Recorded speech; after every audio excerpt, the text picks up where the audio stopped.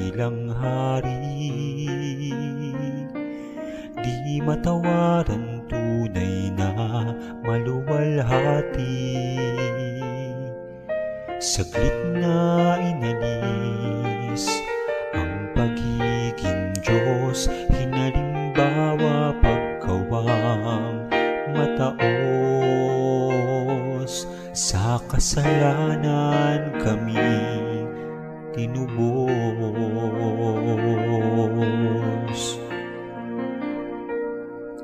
Kamangha-mangha ang iyong mga gawa,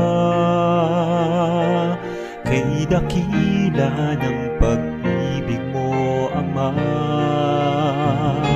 Pinanauli mo aming kaluluwa, upang sa utos mo ay tumaliman. Kaya't kami sa'yo'y tatalima,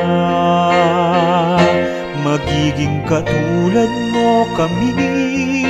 Kung paano mo kami inibig, kung paano magbanal, kung paano mabuhay na banal. Magiging katulad mo kami, magiging katulad mo kami.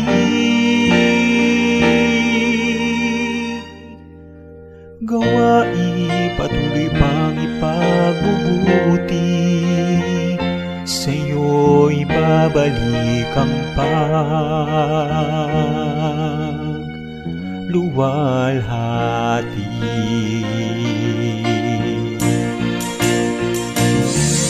Pangako kami susunod sa'yo,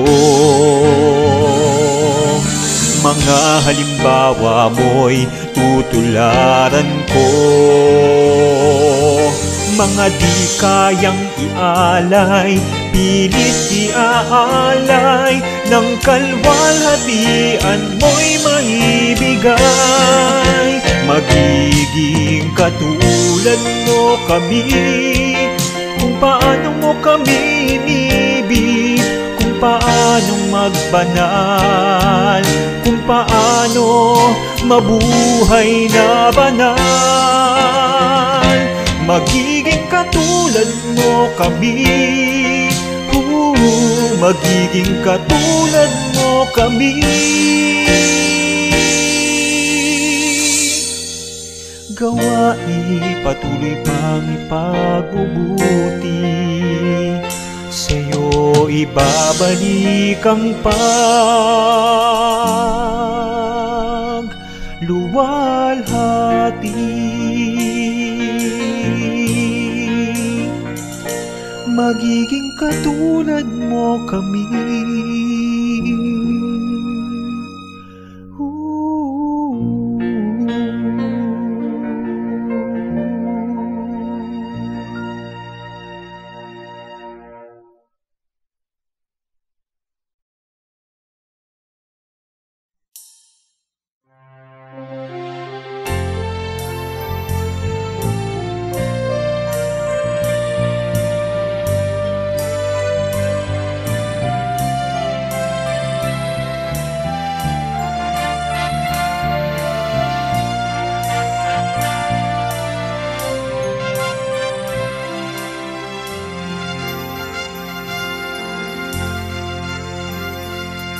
Magsanay ng magsanay ay kailangan ng mga gawang ikababanal,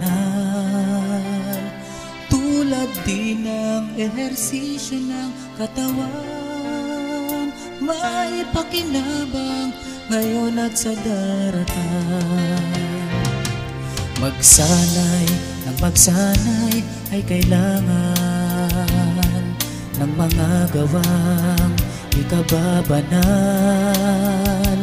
tulad din ng ehersisyo ng katawan, maipakinabang ngayon at sa daratan.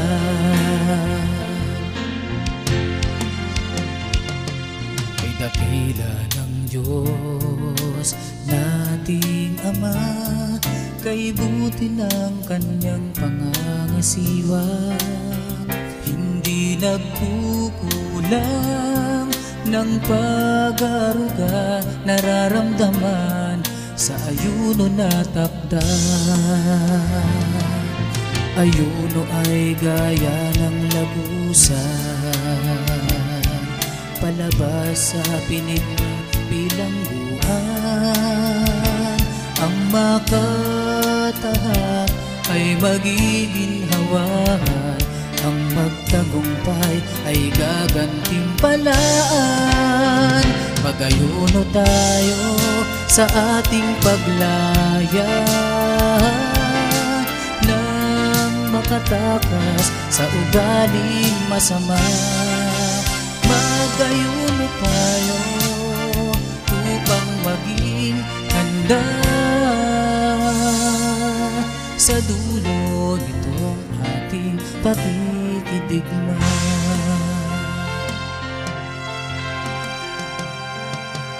Kay dakila ng Diyos nating Ama, kay buti ng kanyang pangangasiwa.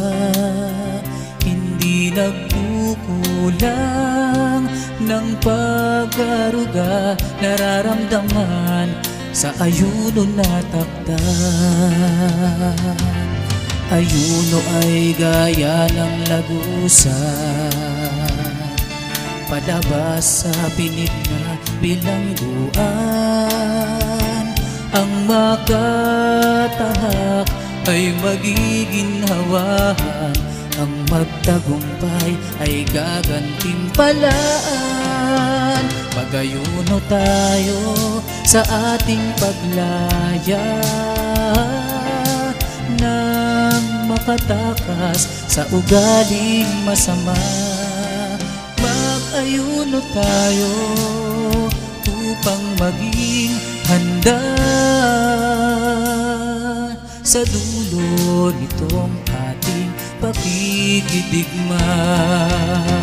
Mag-ayuno tayo sa ating paglaya nang makatakas sa ugaling masama. Mag-ayuno tayo upang maging handa sa dulo nitong ating pakikidigma. Mag-ayuno tayo nang mag-ayuno, ating wasakin hadlang sa kasakdalan. Patayin niya ang sangkap ng katawan na nasa ibabaw ng sangkalupaan.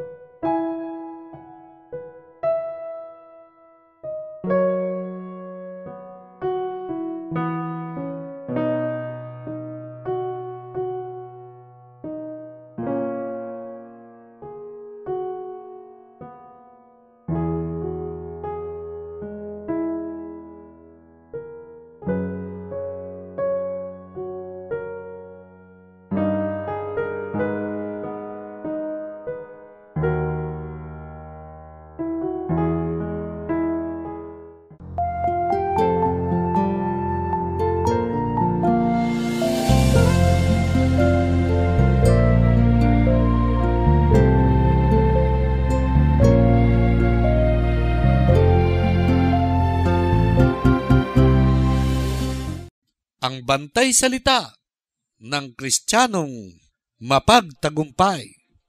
For the mouth of the Lord had spoken it.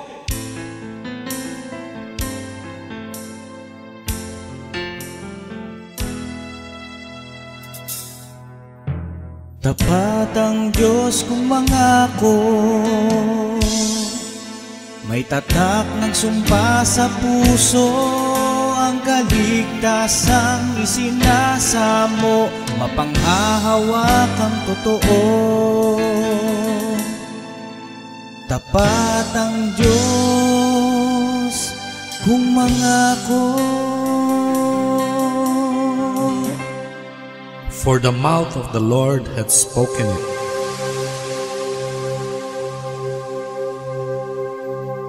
Lahat tayo ay nakaranas na ng mga kabiguan sa buhay. Nabigo tayo sa ating pag-asa sa ating kapwa na nagdulot sa atin ng pagdaramdam at ng sakit ng kalooban. Nabigo din tayo maging sa mga bagay na ating ginagawa sa ating mga buhay. Inasahan natin na ang ating ginagawa at kaganapan nito ay magdudulot ng pakinabang at kaligayahan sa atin. May mga hangarin din tayo na nais nating makamit o maabot. Pinagsisikapan na magawa at inaasahan na sa hinaharap na panahon ay ating makamit. Subalit ng ating makamit at maganap na ay tila hindi pa sapat upang maligayahan tayo at makadama ng kasiyahan o kakontentuhan. Dahil dito ay hinahanap natin ang kapupunan sa mga bagay na iniaalok ng mundo upang ganap na maligayahan tayo at mabuhay na kontento o nasisiyahan. Ganun pa man, kulang at kulang pa rin ang ating nadarama. Pagkabigo at patuloy na pagkadama ng kakulangan ang namamahay sa puso at kalooban. Ang maraming tao ay nabubuhay sa nakaraan at sa kasulukuyan lamang. Hindi na sila naghahangad pa ng mabuting bukas. Tumigil na sila sa pag-asa sa anumang mabuting bagay o kalagayan. Kung ano ang dumating, yaon ang tatanggapin. Sa kanila ay walang anumang kabuluhan ng buhay. Dumadaan ang bawat araw na gaya ng walang kabuluhan at tulad din ng dati. Hindi na naghahangad ng mabuting pagsasama ng kanyang asawa o mabuting panukala para sa kanilang mga anak at kanilang kinabukasan. Hindi na naghahangad na maayos ang pagsasama nila sa pamilya. Maging magandang trabaho o marisolba ang suliranin. Tinanggap na nila ang kabiguan. Tinanggap na nila ang kasalukuyang kalagayan. Sa marami, ang buhay ay gaya lamang ng gulong na patuloy sa pag-ikot. Para sa marami, ang buhay ay walang kabuluhan, walang kadahilanan. Sinasabi sa Ecclesiastes, walang kabuluhan ng mga walang kabuluhan, sabi ng mga ngaral. Walang kabuluhan ng mga walang kabuluhan. Lahat ay walang kabuluhan.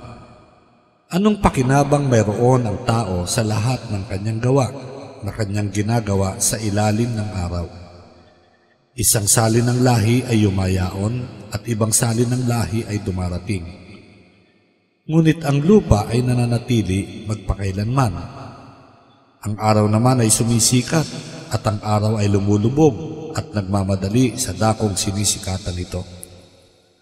Ang hangin ay yumayaon sa dakong timugan at pumipihit sa hilagaan at laging pumipihit na patuloy at ang hangin ay bumabalik uli ayon sa kanyang pihit. Lahat ng mga ilog ay humuhugo sa dagat. Gayon may hindi napupuno ang dagat. Sa dakong hinuhugasan ng mga ilog, doon din nagsisihugos uli ang mga yaon. Lahat ng mga bagay ay puspos ng pag-aalapaap. Hindi maisasaysay ng tao. Ang mata ay hindi nasisiyahan ng pagtingin, ni ang tainga man ay nasisiyahan sa pakikinig. Yaong nangyari ay siya ring mangyayari, at yaong nagawa ay siyang magagawa, at walang bagong bagay sa ilalim ng araw. May bagay ba na masasabi ang mga tao? Tingnan mo, ito'y bago. Nayari nga sa mga panahon na una sa atin. Walang alaala sa mga dating lahi, ni magkakaroon man ng alaala sa mga huling sali ng lahi na darating, sa mga yaon na darating pagkatapos. Sa may ganitong pananaw, ang buhay ay walang kabuluhan. Ang iba ay nabubuhay sa hinaharap. Ang kanilang pag-asa ay nakatuon sa darating upang maging sapat at maligaya. Kaya kung bigo sa pag-ibig, humahanap ng bagong mamahalin o bagong asawa. Kung bigo o nagsawa sa trabaho, ay lumilipat sa panibagong trabaho o gawain. Gayon din naman sa mga gamit o kasangkapan. Kung magamit ng ilang panahon ay nagsasawa at humahanap ng bagong kagamitan. Maging sa mga hangarin, kung makamit man ito at maligayahan sa bagay na nasa kanya, ay panandalian lamang. Muli siyang naghahangad na gaya ng siya ay bigo. Bagamat nakamit ang unang hangarin, ay nakitang kulang pa rin. Dahil dito ay muli na naman niyang napatutunayang kulang pa rin ang anumang nasa sa kanya. Ang laging pag-asa niya ay sa kinabukasan. Ngunit walang magandang bukas na sumisilay sa kanyang buhay, kagaya pa rin ng dati. Mayroon din namang tumatakas sa kasalukuyang buhay. Ang iba ay nagugumon sa masasamang bisyo.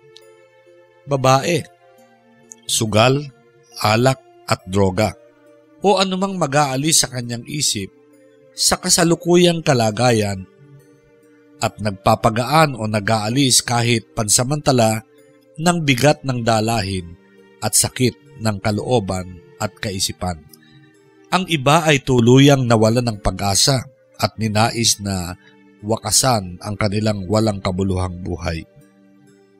Ang Kristiyano ay hindi nabubuhay sa nagdaan o nabubuhay man sa hinaharap, ni tumatakas man siya sa kasalukuyan.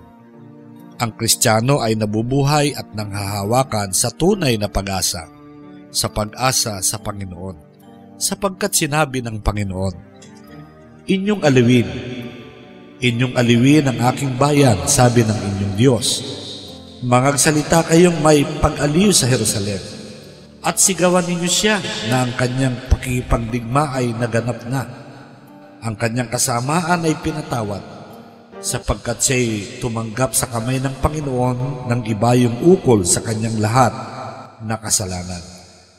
Ang tinig ng isang sumisigaw, ihanda ninyo sa ilang ang daan ng Panginoon.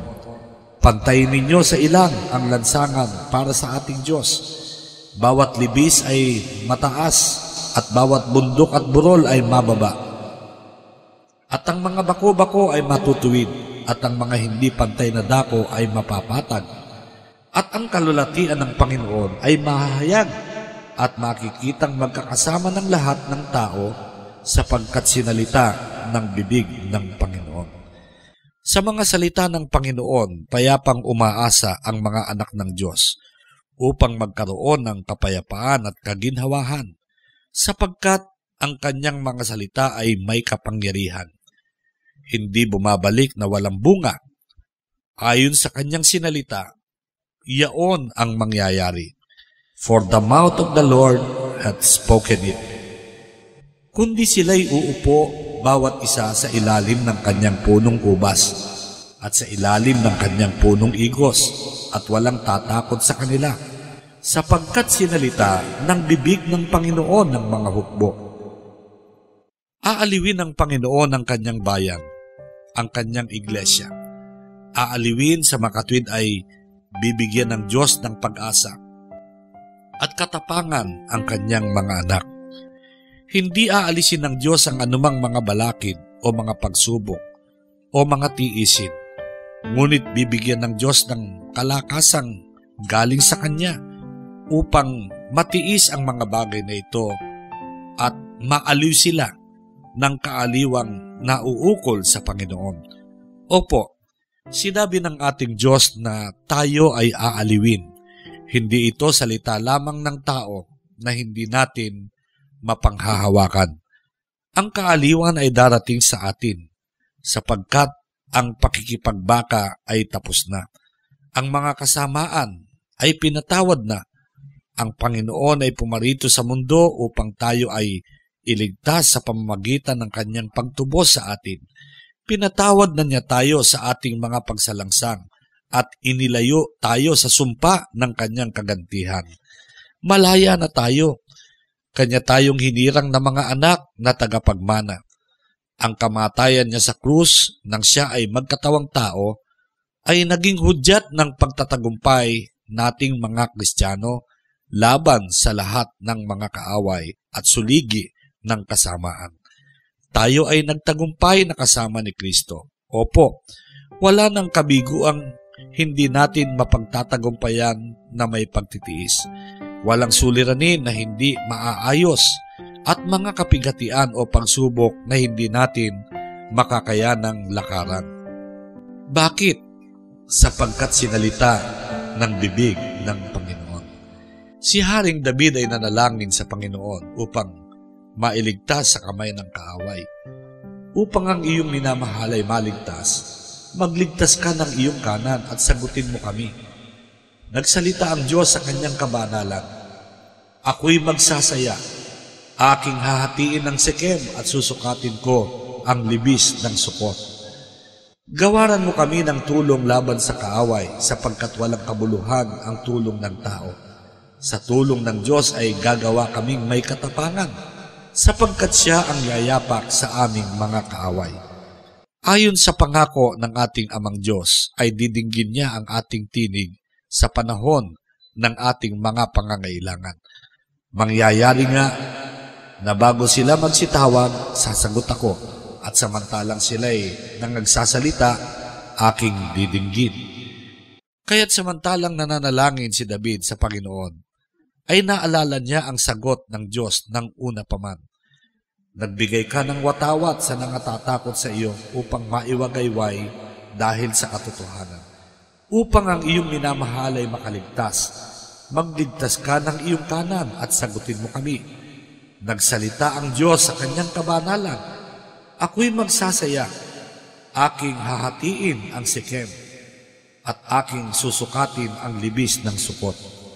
Kung magsalita na ang Panginoong Diyos sa kanyang kamahalan, sa kanyang walang hanggang kapangyarihan, at sa katotohanan ng kanyang mga salita, dapat na tayong magsaya, mga kapatid. Alisin na natin ang pangamba, ang kawalan ng pag-asa, bagkos ay tanggapin natin ang kanyang mga salita na gagawin ng Diyos ang ayon sa kanyang mga sinabi.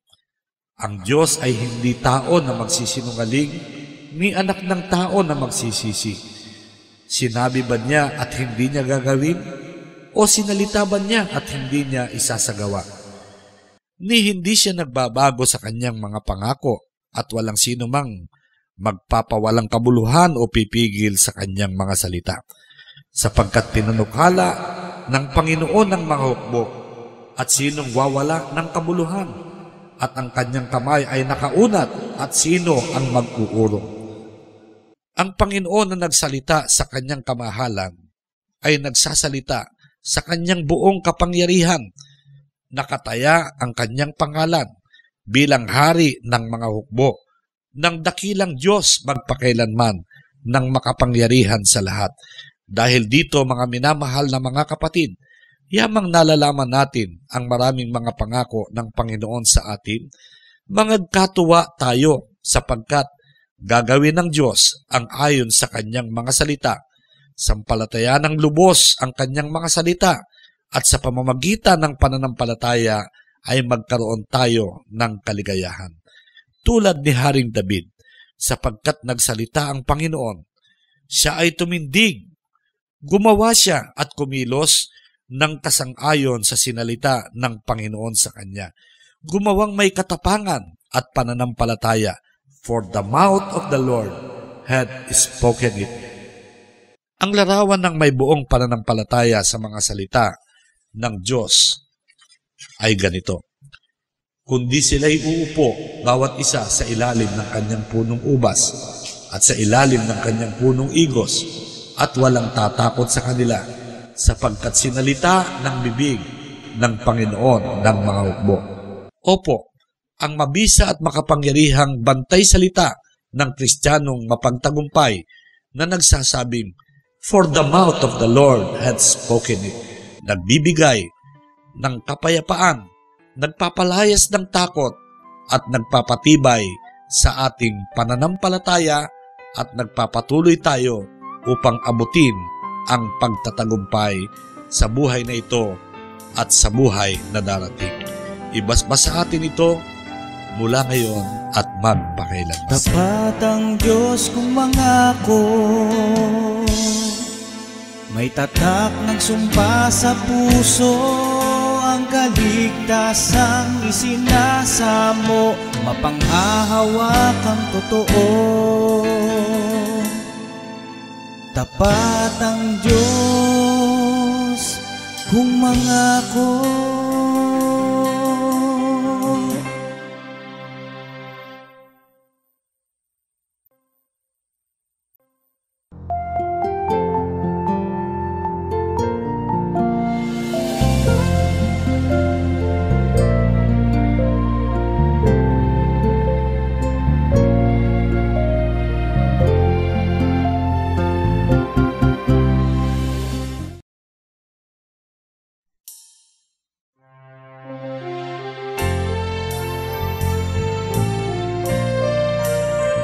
Sakdal 5, 2024. Sa pangalan ng ating dakilang Diyos at tagapagligtas, ang ating Panginoong Kristo Jesus, mga minamahal na kapatid, kayo pong lahat ay aking binabati ng pag-ibig at ng kapayapaan.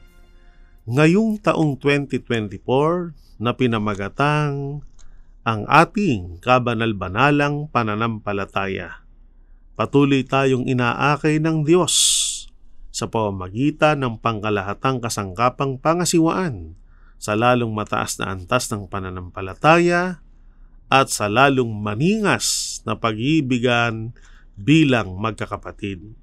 Sa pamamagitan ng takdang pagtitika, ng 7 hakbang ng pagpapaninga sa tipan ng agape at ng ayuno ng bansang banal.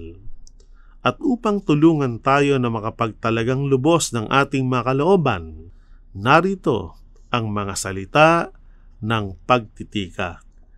Ika-4 na sabat ng takdang pagtitika para sa ika-4 na hakbang ng pagpapaninga sa tipan ng agape na may pamagat na Ako'y kamang lalakbay mo.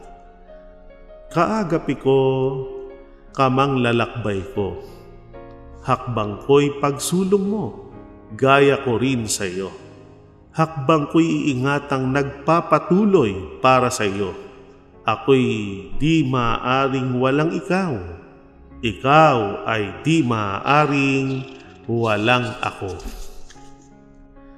May diwang maging tapat tayo sa isa't isa.